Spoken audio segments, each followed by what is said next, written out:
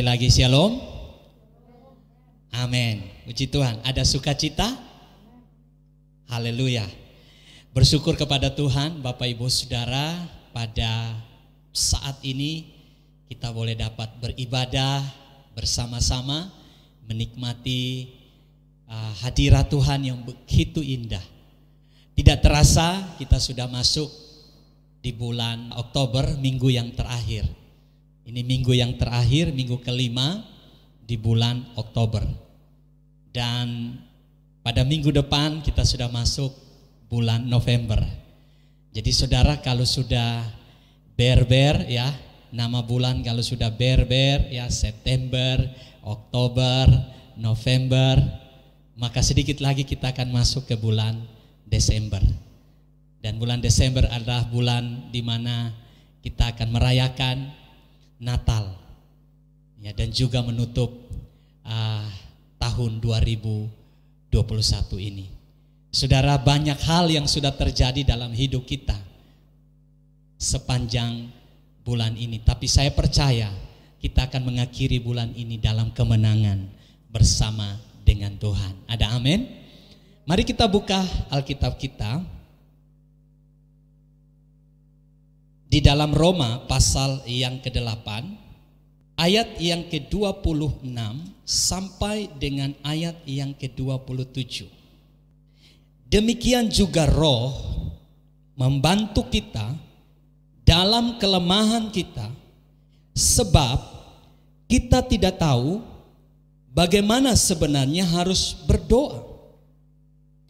Tetapi Roh sendiri berdoa untuk kita kepada Allah dengan keluhan-keluhan yang tidak terucapkan, dan Allah yang menyelidiki hati nurani mengetahui maksud Roh itu, yaitu bahwa Ia, Roh Kudus, sesuai dengan kehendak Allah, berdoa untuk orang-orang kudus.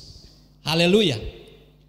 Bapak Ibu Saudara yang saya kasih di dalam Yesus Kristus, tema kita hari ini adalah dukungan Roh Kudus di dalam doa. Dukungan Roh Kudus di dalam doa. Saudara, ada seorang ibu bernama Barbara Waden. Barbara ini, saudara, tinggal di California. Pada bulan Oktober 2007 terjadi kebakaran yang hebat di California. 2.000 rumah terbakar rata dengan tanah. Semua harta benda orang-orang yang tinggal di California habis terbakar. Barbara hanya bisa menyelamatkan beberapa foto dan juga jam kuno warisan dari ayahnya. Pada hari Minggu di gerejanya di California Church, Barbara menyaksikan. Dan saudara, dia berkata, saya tulis apa yang ia katakan dalam kesaksiannya. Ia berkata bahwa di dalam Tuhan kita selalu menemukan banyak alasan untuk bersyukur pada masa sulit. Roh Kudus yang akan membantu kita berdoa dengan tidak menyertai kemarahan. Dan Tuhan selalu menolong di saat kita menghadapi penderitaan yang berat. Dia mengajak orang di gerejanya untuk bersyukur, sekalipun Barbara kehilangan rumah dan harta bendanya. Bapak Ibu Saudara yang kekasih, hari ini kita belajar tentang dukungan Roh Kudus di dalam doa. Mengapa kita membutuhkan dukungan Roh Kudus di dalam doa? Saya sangat percaya bahwa Roh Kudus sebagai penolong kita, Dia akan menolong kita dalam semua aspek kehidupan kita. Kecuali Dia tidak menolong kita untuk melakukan kecurangan, melakukan dosa, perbuatan melawan kebenaran. Tetapi jikalau hal itu menuju kepada kebenaran, hal itu yang kita lakukan adalah perkara-perkara yang tentu memuliakan Tuhan, Roh Kudus akan senantiasa ada untuk menolong hidup kita. Ada amin? Nah, saudaraku yang kekasih di dalam Yesus Kristus, doa adalah hal yang begitu penting, sangat penting bagi kehidupan kita sebagai orang percaya. Ada satu statement yang berkata bahwa doa adalah nafas kehidupan rohani kita. Seperti kita bernafas hari ini, itu menandakan kita hidup. Artinya kehidupan rohani kita akan hidup, akan bertumbuh, akan dewasa, kuat, jikalau kita senantiasa hidup di dalam doa. Doa bukan menjadi sebuah program. Doa bukan menjadi sebuah hal yang kita lakukan kalau kita membutuhkan sesuatu. Tetapi doa, saudara, harus menjadi lifestyle, gaya hidup, kehidupan kita sehari-hari. Doa harus menjadi habit kita, kebiasaan kita. Ya. Satu kali waktu ada seorang anak ditanya, "Kamu berdoa berapa kali dalam sehari?" Lalu anak itu berkata, 3 kali. Lalu kemudian orang yang bertanya itu, "Kapan kamu berdoa?" Lalu dia katakan, "Pagi, siang, dan malam." "Untuk apa saja kamu berdoa?" "Saya berdoa untuk makan saja. Makan pagi, makan siang, dan makan malam." Saudara, jadi anak ini berdoa hanya karena dia mau makan. Saudara, apakah kita seperti anak ini? Saya percaya tidak. Kita tahu bahwa doa itu begitu penting bagi hidup kita. Doa adalah sarana buat saya dan saudara untuk membangun komunikasi dengan Tuhan. Doa bukan hanya sekedar kita berbicara dengan Tuhan. Ya, jadi orang datang berdoa hanya mengungkapkan apa yang dia inginkan kepada Tuhan. Mulai dari nomor 1 sampai nomor 10. "Tuhan, saya butuh ini, saya butuh ini, saya butuh ini." Lalu sampai terakhir dalam nama Yesus, amin. Dan ada lagi yang menambahkan, "Jikalau tidak sempat saya ucapkan, Tuhan sudah mengetahui dan Tuhan pasti menjawabnya." Haleluya, saudara. Ya, itu artinya orang yang lupa bahan doa. Doa, saudara, bukan hanya komunikasi satu arah.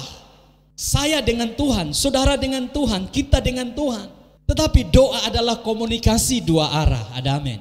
Di mana saya dan saudara datang pada Tuhan, kita berbicara dengan Tuhan, dan kita juga menyiapkan waktu supaya Tuhan berbicara kepada kita. Bagaimana cara Tuhan berbicara? Tentunya banyak hal Tuhan bisa berbicara melalui doa. Tuhan bisa berbicara melalui firman yang kita renungkan. Tuhan bisa berbicara di hati nurani kita. Tuhan bisa berbicara melalui pengalaman-pengalaman. Tuhan bisa berbicara melalui masalah kita, keberhasilan kita. Dan saat kita berdoa, kita bisa mendengar suara Tuhan melalui semuanya itu. Doa merupakan pertukaran isi hati. Sekali lagi, doa adalah pertukaran isi hati. Saudara dan saya menyampaikan apa yang kita rindukan Tuhan lakukan. Dan Tuhan juga menyampaikan kepada kita apa yang Dia rindukan kita lakukan. Sehingga doa menjadi satu kesenangan. Doa menjadi satu kerinduan, di mana kita semua menikmati hubungan dengan Tuhan melalui doa. Namun saudara, di dalam ayat yang kita baca, rupanya Paulus menegaskan kepada kita bahwa Roh Kudus mendukung kita, membantu kita di dalam doa. Mengapa Roh Kudus harus membantu kita di dalam hal berdoa? Bukankah kita semua tahu berdoa? Bahkan saudara, ada yang berdoa berjam-jam. Ada yang berdoa bisa berhari-hari. Tetapi mengapa Roh Kudus dikatakan membantu kita? Ada 2 hal penting yang kita harus lihat. Mengapa Roh Kudus harus membantu kita di dalam doa? Hal yang pertama, yaitu karena kita dalam kelemahan. Sekali lagi, demikian juga Roh Kudus membantu kita dalam kelemahan kita. Saudara, kata kelemahan ini sangat penting untuk kita selidiki. Apa maksudnya? Saudara, kata kelemahan itu berbicara tentang keadaan kita di mana tubuh, pikiran kita berada dalam situasi yang tidak maksimal. Saudara, kapan tubuh saudara lemah? Ketika saudara sakit. Tidak ada orang yang sakit katakan tubuhnya kuat. Kapan tubuh saudara lemah? Ketika saudara banyak hal yang saudara kerjakan. Saudara bekerja di toko, saudara bekerja di tempat kerja saudara, ada yang studi dari pagi sampai malam, ada yang sekolah online ya, dari jam 7 sampai jam 3, dan setelah itu kerja tugas. Saudara, maksud kata kelemahan ini adalah tubuh yang lemah karena aktivitas saudara atau saudara di dalam sakit penyakit. Kemudian kata kelemahan ini juga berbicara soal pikiran kita. Kapan saudara memiliki pikiran yang lemah? Kapan saudara memiliki pikiran yang tidak fokus? Ketika saudara berada di dalam keadaan banyak sekali masalah-masalah hidup yang saudara pikirkan, sehingga pikiran saudara menjadi lemah. Saudara tidak fokus. Banyak masalah-masalah saudara yang saudara pikirkan yang tidak mudah terpecahkan. Tidak ada jalan keluar. Pikirkan soal makanan, minuman. Pikirkan soal keuangan, pekerjaan saudara, anak saudara, rumah tangga saudara, studi saudara, mungkin pacar saudara, pelayanan saudara. Semua ya penuh di dalam pikiran saudara. Itu membuat saudara kadang-kadang tidak bisa berdoa. Tubuh sakit, pikiran penuh dengan banyak persoalan, membuat saudara tidak bisa konsentrasi berdoa. Kemudian kelemahan juga berbicara soal psikologi atau kondisi jiwa kita. Saudara tertekan, saudara terintimidasi, saudara merasa beban saudara begitu berat dan jiwa saudara seperti tidak tenang. Pernahkah saudara mengalami kondisi seperti itu? Inilah kelemahan yang dimaksudkan oleh Paulus. Ketika saudara sakit, ketika pikiran saudara penuh dengan banyak sekali masalah, ketika jiwa saudara tidak tenang, saudara tergoncang, psikologi saudara terganggu, itu mempengaruhi roh saudara. Sehingga dalam kelemahan itu saudara tidak tahu bagaimana harus berdoa, kata firman Tuhan. Saudara perhatikan ayat selanjutnya. Sebab kita tidak tahu bagaimana sebenarnya harus berdoa ketika saudara ada di dalam kelemahan, baik tubuh, fisik, pikiran. Saudara tidak bisa berdoa dengan baik. Bahkan firman Tuhan katakan saudara tidak tahu sebenarnya bagaimana harusnya berdoa. Saudara, ini pengalaman kita hari-hari ini. Bagaimana jam doa saudara hari ini? Apakah saudara sedang berdoa seperti yang Tuhan mau? Nah saudara, ketika saudara ada di dalam keadaan seperti itu, hari ini saya mau berkata kepada saudara, Roh Kudus ada untuk menolong saudara. Ada amin? Roh Kudus ada ketika saudara sedang lemah. Roh Kudus ada ketika saudara tidak mampu untuk berdoa. Roh Kudus ada ketika saudara tidak bisa menguraikan kata-kata doa saudara. Roh Kudus ada ketika saudara tidak mampu mengucapkan kalimat-kalimat yang seharusnya, yang Tuhan inginkan dalam hidup saudara. Roh Kudus ada ketika keadaan rohani saudara sedang terganggu. Roh Kudus ada untuk membantu kita berdoa. Dalam kondisi seperti itu saudara, Roh Kudus hadir untuk menolong kita di dalam doa. Mungkin saudara bertanya, kapan Roh Kudus berdoa untuk saya? Kapan Roh Kudus ada hadir untuk menyatakan pergumulan saya kepada Tuhan, saya mau katakan kepada saudara, ketika saudara duduk tertunduk dan saudara tidak bisa mengucapkan satu kata, dua kata dan kalimat kepada Tuhan, hanya air mata, tangisan dan arahan saudara kepada Tuhan, di saat itulah Roh Kudus hadir untuk mengucapkan kata-kata doa kepada Tuhan. Ada amin, saudara.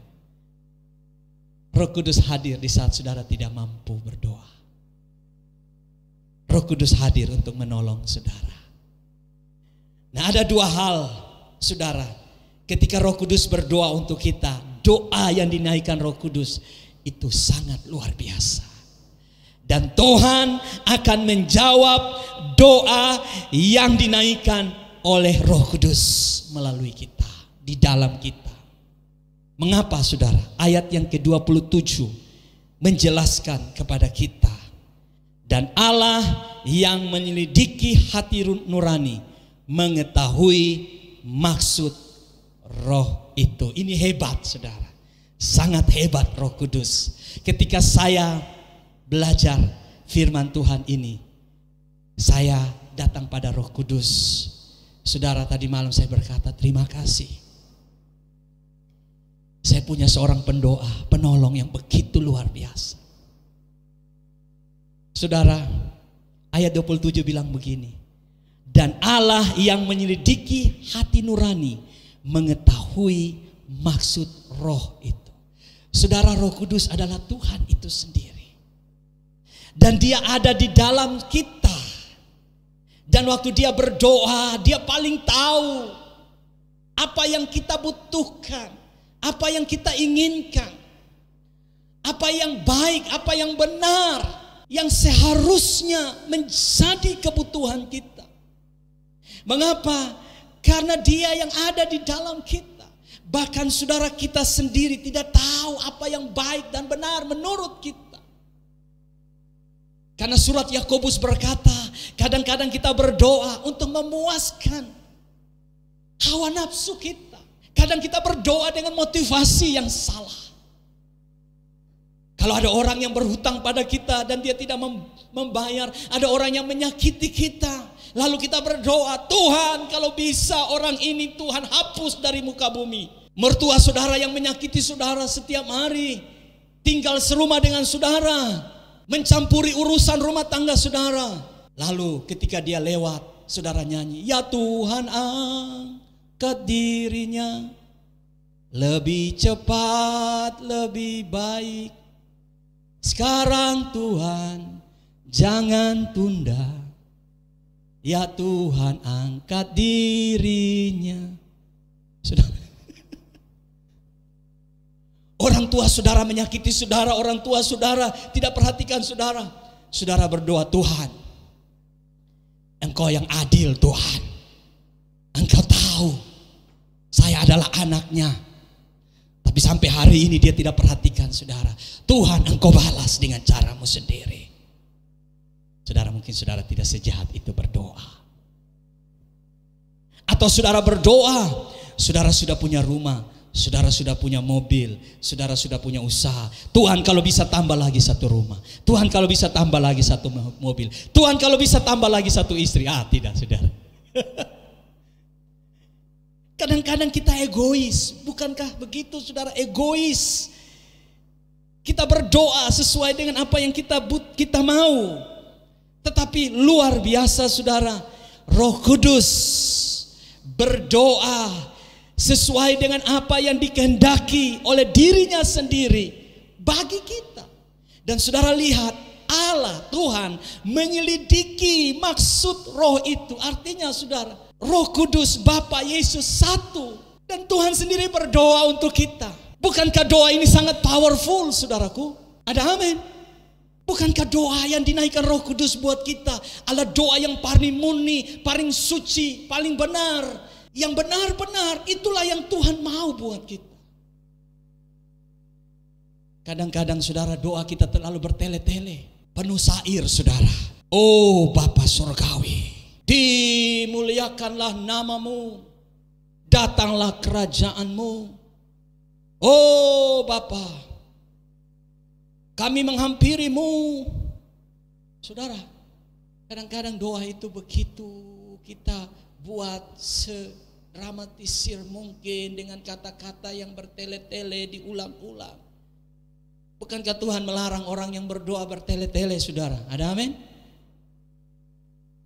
Tetapi luar biasa, Roh Kudus ketika kita dalam kelemahan, Dia berdoa. Dia berdoa dan Allah mengetahui maksud Roh Kudus berdoa. Dan saudara, doa itu sangat powerful. Itu sebabnya saudara, kita perlu membiarkan Roh Kudus untuk memimpin kita di dalam doa. Kita perlu membiarkan Roh Kudus untuk mengendalikan diri kita. Ada amin? Mungkin saudara punya sederet permintaan, tetapi biarkan Roh Kudus berdoa untuk saudara. Biarkan Roh Kudus memimpin diri saudara sendiri. Ketika saudara berdoa, katakan, Roh Kudus pimpin saya untuk berdoa. Kadang-kadang saya juga malu, saudara, ketika saya berdoa. Ketika datang pada Tuhan dan saya berdoa, kadang-kadang saya malu dengan Tuhan. Tuhan terlalu banyak saya minta. Walaupun Tuhan bilang begini, mintalah apa saja yang kamu kehendaki. Mintalah maka kamu akan diberi. Banyak ayat tentang permintaan. Minta semuanya. Tapi kadang-kadang ketika saya datang pada Tuhan, sudah saya malu sendiri. Kok saya yang minta terus Tuhan? Itu bukan berarti saudara tidak perlu minta. Saudara perlu minta. Tetapi permintaan kita harus disesuaikan dengan apa yang Tuhan mau. Amin. Nah saudaraku yang kekasih, kemudian yang kedua. Saudara perhatikan kalimat yang kedua. Ia sesuai dengan kehendak Allah berdoa untuk orang-orang kudus. Saudara perhatikan yang kedua. Roh Kudus berdoa sesuai dengan kehendak Allah buat orang-orang kudus. Saudaraku, siapa orang-orang kudus?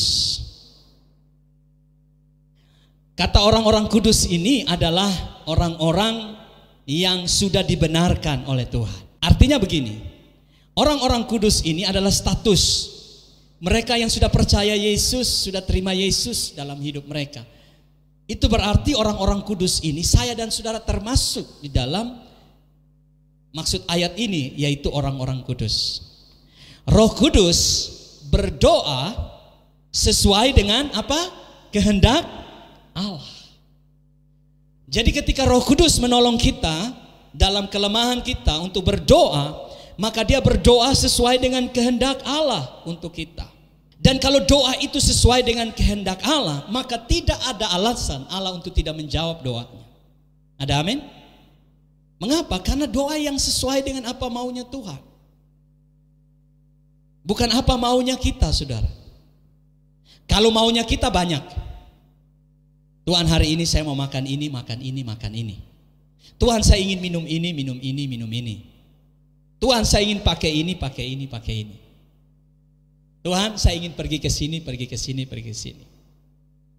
Tetapi apakah makan yang kita minta itu yang terbaik sesuai dengan kehendak Tuhan? Tuhan bilang, uangmu kan cuma hanya 100.000. Kamu minta 200.000 makanannya. Itu sebabnya ayat yang lain katakan, cukupkanlah dirimu dengan apa yang ada padamu. Jadi untuk mengetahui kehendak Tuhan, saudara, kita minta itu harus sesuai dengan firman Tuhan. Kalau itu sudah melewati kemampuan kita, maka Tuhan tidak akan menjawab. Jikalau saudara minta sesuatu yang tidak berguna dan tidak bermanfaat bagimu, Tuhan tidak akan menjawab. Nah itu sebabnya hari ini Roh Kudus datang dalam hidup kita untuk berdoa sesuai dengan kehendak Allah. Ketika Tuhan datang kepada kita dan menawarkan kepada kita banyak hal. Misalnya saudara, Tuhan datang pada hidup saudara hari ini. Kamu pilih. Kamu mau tinggal di Indonesia, atau kamu mau tinggal di Amerika, atau kamu mau tinggal di Italia. Kamu pilih yang mana? Pasti ada yang bilang, saya mau tinggal di Italia, saya mau tinggal di Amerika, saya mau tinggal di negara luar, tidak mau di Indonesia. Tuhan bisa jawab? Bisa. Tuhan bisa jawab. Tetapi pertanyaannya saudara, ketika saudara tinggal di Italia, pertama, saudara bisa bahasa Italia atau tidak? Saudara suka makanan di Italia atau tidak?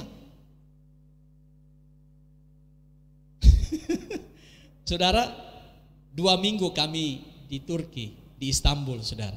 Itu sekitar 2-3 hari penyelesaian makanan di sana. Sampai istri saya sakit perut. Karena tidak cocok makanan di sana. Sekalipun kelihatan enak saudaraku, tapi buat kami saudara, tempe tahu, ya, kangkung tumis itu masih lebih enak saudara daripada kebab. Mengapa? Karena bagaimanapun di luar negeri itu saudara tidak cocok. Budaya, gaya hidup tidak cocok. Makan minum tidak cocok saudara. Jadi saudaraku, Tuhan pasti akan menjawab di Indonesia. Karena itu yang cocok buat kita. Nah saudara, ini contoh saja. Jika saudara sudah berdoa untuk pasangan hidup saudara, dan akhirnya saudara menikah, lalu kemudian dalam pernikahan terjadi banyak masalah, saudaraku yang kekasih, itu yang terbaik buat saudara. Jangan lagi saudara berdoa, Tuhan kalau bisa Tuhan angkat dia, Tuhan gantikan yang lain. Tidak bisa saudara. Itu bukan kehendak Tuhan. Di hari ini saudara kita belajar bersama-sama bahwa Roh Kudus ada untuk membantu kita dalam kelemahan. Kita tidak tahu berdoa sesuai dengan apa yang Tuhan mau. Kita lemah. Kita berhadapan dengan banyak pergumulan setiap waktu. Kita berhadapan dengan banyak persoalan yang mengganggu kesehatan kita, tubuh kita, mengganggu pikiran kita, mengganggu jiwa kita. Tapi Roh Kudus ada untuk membawa doa-doa kita kepada Tuhan. Dan Dia yang membuat doa-doa kita dijawab oleh Tuhan. Oleh sebab itu hari ini jangan berhenti untuk berdoa. Amin. Mari kita jalani hidup kita. Kita konsisten untuk berdoa. Biarkan Roh Kudus datang dalam hidup saudara. Izinkan Dia untuk memimpin doa-doa. Mungkin engkau punya kalimat yang bagus. Mungkin engkau punya kata-kata yang luar biasa. Tetapi biarkan Roh Kudus ambil alih. Dan dia berdoa sesuai dengan apa yang Tuhan mau. Nah bagaimana Roh Kudus dapat membantu kita berdoa? Bangunlah hubungan dengan Roh Kudus setiap hari. Bangunlah keintiman dengan Dia. Dia yang pribadi yang ada di dalam hidupmu hari ini. Kita akan masuk ke dalam pembahasan yang lain. Tapi izinkan saya berkata hari ini, jangan biarkan Roh Kudus hanya menjadi tamu dalam hidup saudara. Dialah Tuhan yang ingin menguasai, mengendalikan, memimpin, menolong, membantu hidupmu. Agar apapun rencana Tuhan terjadi dalam hidupmu. Kiranya firman Tuhan memberkati